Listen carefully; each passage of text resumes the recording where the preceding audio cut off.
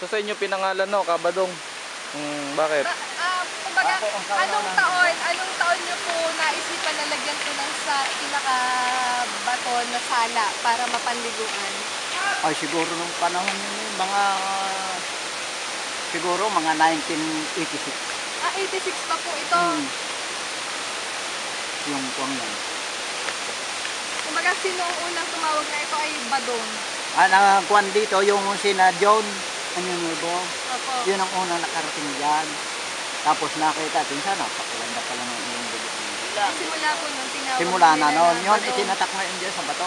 Dahil, Ngayon. kaya Badong, kayo yung naglagay nung Anong harang dito, diyan. para rin lumalim-lalim at Oo. mapaliguan.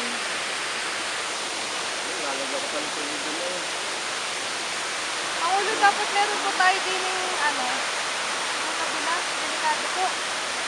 Nawala yung ating guide din eh. Bakit lagyan? Gusto mo lagyan? Makulog din po ulit natin. At saka po, paano kaya natin malalagyan ng guide pababa? Din yung may hagdanan po din. Dahil pinupuntahan din po yung baba ng tubig. Wala, nagagawa naman hagdang-hagdang yung batong yun. Malambot naman yun. Ano na tutugka po? Sagang nila ng ano. Hindi ko alam, basta may binunot na isa raw.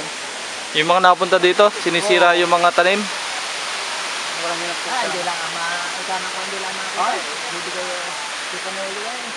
Sabi nga, para may patawag ang putang sa barangay. Kaya ako an. Oh! Inong kandidato ng tangko. Para po. Para yan ay tutulay yan ang makakatawid dito ang ngayon, itong kandidato ng tangko namatay. Ay, hindi na natuloy.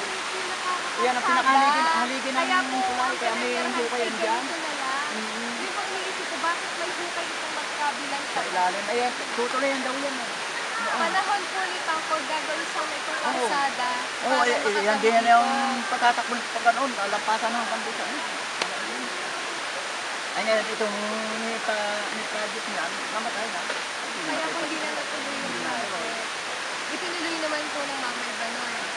Itong bridge Ito. na to.